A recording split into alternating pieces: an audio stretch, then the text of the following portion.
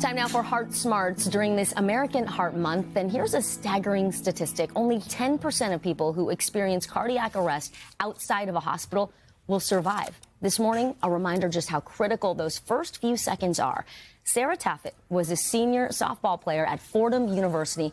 In October of 2021, during a game, she says she was tagged in the chest by the first baseman.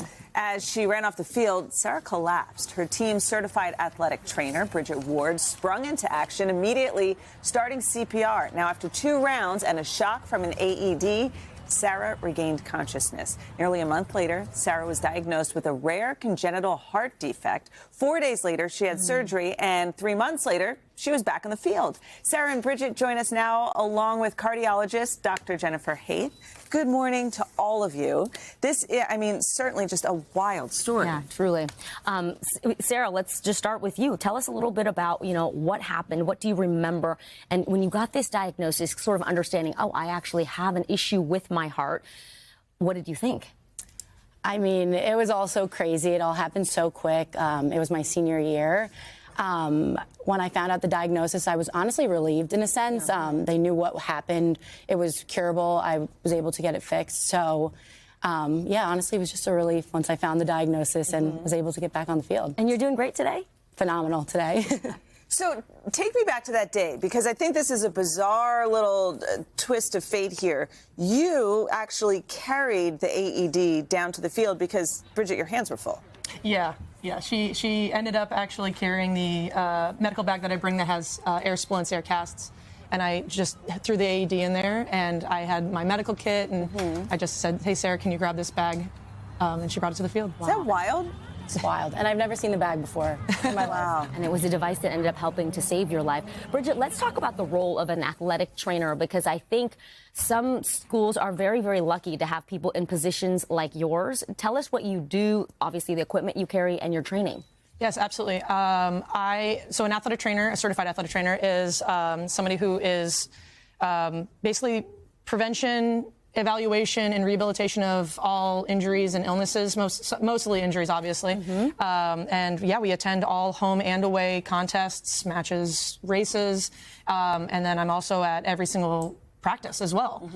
So I always have an AED. Usually I laugh because it's usually within 6 to 7 feet of my person at all times.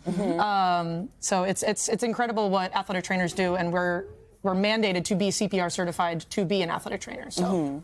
There's not one in the budget for a lot of places. What do you recommend schools, parents who are watching and know that their kids are out there playing sports? How do they advocate to get someone trained like yourself on the field? Oh, absolutely. I mean, this is an excellent case to kind of try and get an athletic trainer for your school, because this was the best case scenario for this, because we were at a secondary site that did not have any medical coverage except for me. I actually ended up being the only athletic trainer there out of I think there might have been 6 or 7 schools. Just because we were off site, but mainly it's the secondary schools and maybe a smaller Division III or junior colleges who don't have access to athletic trainers. So the best thing I think that most schools, if not all schools, should be able to do is get your coaches, parents, and even athletes CPR and AED certified. And you can actually, for American Heart Association, and join the Nation of Lifesavers, you can actually learn how to do, it's not a very long video, you can learn how to do hands-only CPR as well. Wonderful. Dr. Haythe, I want to bring you in here. I just want to point out, you did not treat Sarah. No. But sudden cardiac arrests happen every day. So what are the signs if someone sees something happening, and what are you supposed to do in that situation? Yeah, well, first of all, I just want to shout out to Bridget and Sarah, because that was incredible what you did. And it's very hard to sometimes jump into action when something so scary is happening. So, signs of a cardiac arrest are sudden collapse. So you might see some witness, as in Sarah's case, or sometimes you could hear a thud from another room. So a family member collapses. You see that they're unresponsive to voice or touch. They're maybe not breathing or have agonal breathing, so gasping or sometimes snoring sounds can come from a patient, and then they don't have a pulse. Now, you don't always have to check for a pulse if you're going to, initiate CPR, and you honestly don't even really have to make sure they're not breathing. I don't want people to waste time on that because if they're awake and you start CPR, they'll wake up. So what do you do in that situation? Right. So the first thing you always want to do is call 911. And if you're with someone else, you're going to shout to them, call 911. And if there's a defibrillator, grab me the AED, as soon as possible. Then you're going to run to the patient. If you're alone and you don't have an AED, you're going to, if you hopefully have your phone, you're going to dial 911 on speakerphone, put on speakerphone and start hands-only CPR. You don't have to do BLS certified CPR if you're not trained. You can do hands-only. Chest compressions to the beat of a lot of different songs. There's an, American Heart Association, Staying Alive, right? They have a whole playlist.